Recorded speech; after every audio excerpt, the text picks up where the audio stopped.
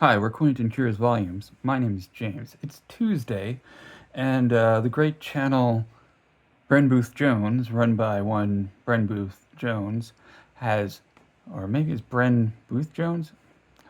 Anyway, he's got a good channel, and you should check it out. He created a new tag called the Best and Worst tag, and he tagged me. It's a pretty simple tag, whereby you name the best and worst um, item in your collection for three categories: poetry, fiction, and nonfiction. So, to wit, what is the best poetry volume in your collection, and what is the worst poetry volume in your collection? The best poetry volume in my collection, I thought about this for a long time because I have, not a huge selection of poetry, but a couple of shelves worth. And what's the best poetry? Is it Milton? Is it Homer? Is it Shakespeare? I think the one that I picked is the one that never lets me down when I pick it up, and that is Wislawa Szymborska's Map, which is her complete poetry, or it's not everything from her first couple of books, but Collected and Last Poems is what it's called. Um, I've got there are other poets who are probably technically better poets, who are deeper poets. But whenever I pick this book up and I just like turn to a random one and read it, it always does something for me. There, whereas Milton, you open up a random John Donne poem, and what if it's one of his ones that's all about like internal politics at the Inns of Court in that's not going to do much for you. I don't care who you are. But Vishwa, she always does it for me. So that is the best volume of poetry for me in my collection as of today. The worst volume of poetry in my collection. You will be surprised that I have this, but this is the thing. In your collection, I don't keep bad poetry around, but if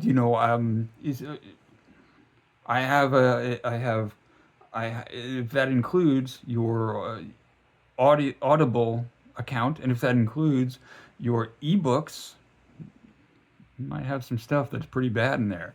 Now, several years, well, it's been a couple of years since I participated in things like the Book Riot Read Harder Challenge. I made a video about this um, shortly after I started this channel, called I Quit Doing Reading Challenges.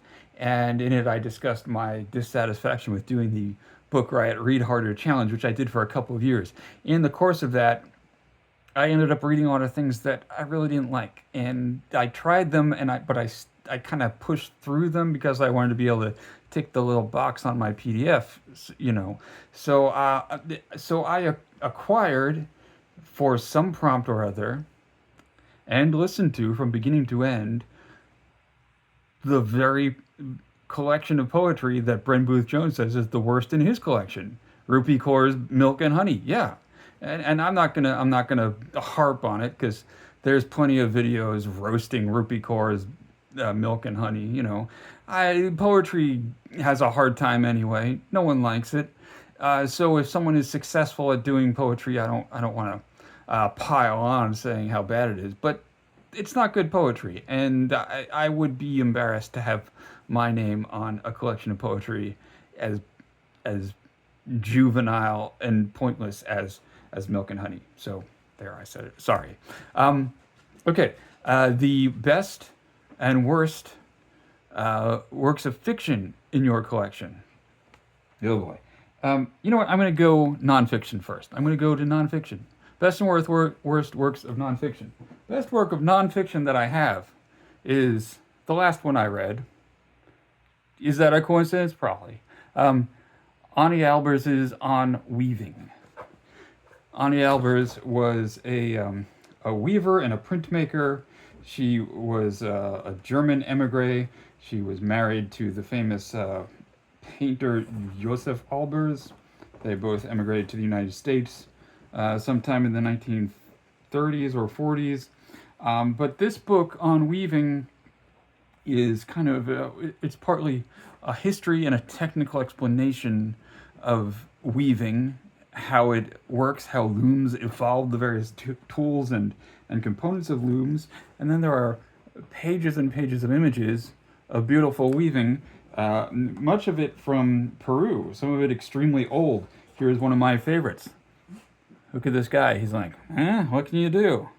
Right? And then there's also a selection of beautiful, what she called pictorial weaving, by Ani Albers.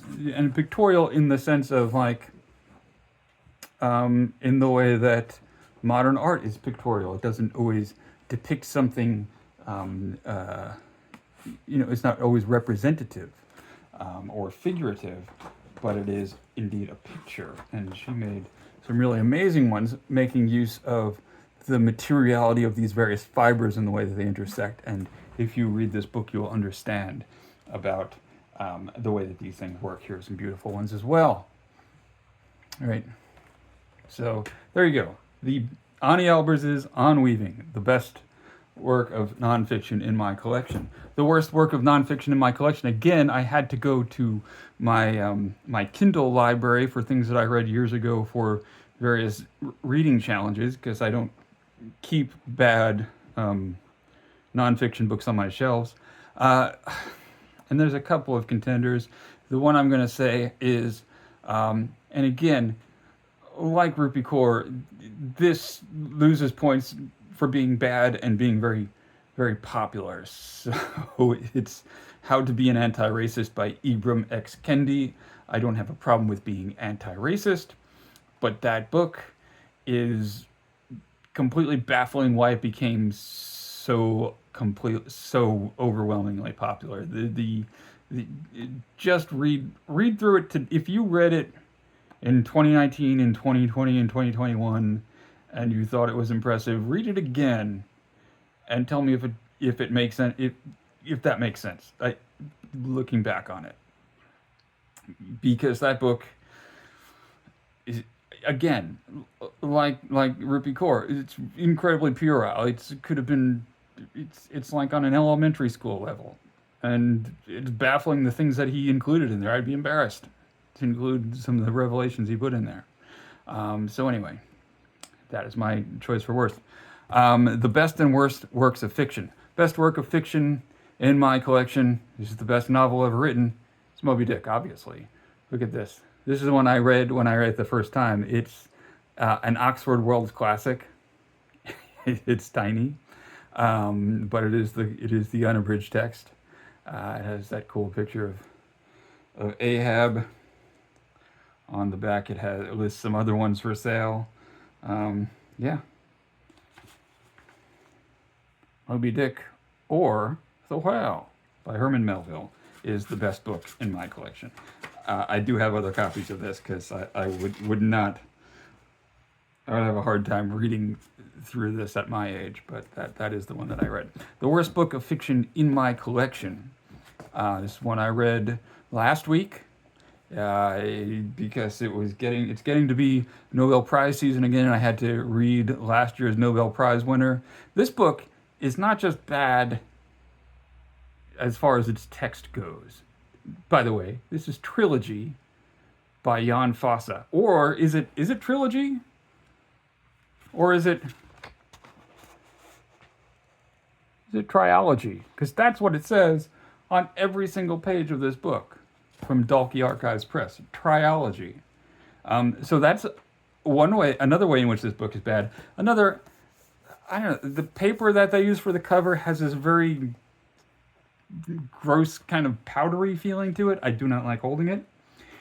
Here's another thing that is bad about this book. The introduction by Cecily Steinis, tells us about how great and brilliant Jon Fosse is. But do you think it's a good essay if someone uses the exact same phrase, like a madman, on 2 consecutive pages? To wit, Jon Fosse practiced guitar like a madman, and then 2 pages later, Fosse wrote like a madman. Do you think that's good? Should someone have said, hey, maybe, look, this is like a 5-page essay, and you're repeating yourself like that? Okay. Here also is, well, there's a couple of revealing things about Fosse in here. One is that he is a Catholic convert. He converted to Catholicism in 2013. I think that's a person's religion is their own business. But if you're in 2013 looking at the Catholic Church, what's going on with them? I was raised Catholic. I spent a lot of time in Catholic churches. If you're looking at them in 2013 and saying, that's the group for me, I don't know. Okay, and there is probably the most revealing bit of Jon Fosse foolishness is that he says writing should be as simple and incomprehensible as life itself. Now, Jon Fosse's writing is indeed simple, and it is completely incomprehensible to me why people like this. A lot of booktubers who I respect like Jon Fosse's work. And there was I was looking around at some others who have done reviews, and there was a passage that I flagged up for being so terrible and laughably bad that I was going to read it in one of my videos. And the great booktuber Leaf by Leaf, I mean, I have a great deal of respect for him and his opinion. He read this as an example of what is great about this book. I will read you this, and you decide for yourself. Olav thinks, and he thinks that today he has to go to Bjorgvin and do his errand there, and he has rounded the bend, and now he sees that the fjord is glittering. Only now does he see it, because today the fjord is glittering. Yes, sometimes the fjord glitters, and when it glitters, the mountains are reflected in the fjord. And beyond the reflections, the fjord is amazingly blue, and the fjord's blue glittering meets almost imperceptibly with the white and blue of the sky. Olav thought, and he sees a man ahead of him on the road, quite far ahead of him. But who is it? Does he recognize the man? Perhaps he has seen him before. There was something about the way he walked, stooped. Oh, this is another thing. There's a shortage of periods in Norway. Did you know that? They need a lot of help. So if you've got extra periods, consider sending them to Norway, because they're having a shortage. This book, that's not an exceptional. I'm not picking something horrible. It's all like that from beginning to end. Olav, that character, is also called Asla, who apparently Jon Fosse has another book where there's only 2 characters and both of them are named Asla. So he's stuck on that name. He's got a character, Alida, who follows Asla around, seems to have no will of her own. And Asla seems to be completely naive, and yet also is a multiple murderer who feels no compunction whatsoever about having... Oh, by the way, there's spoilers for Jon Fosse's Trilogy in this video. He murders 3 people, and then he gets hung for it, and then his Alida,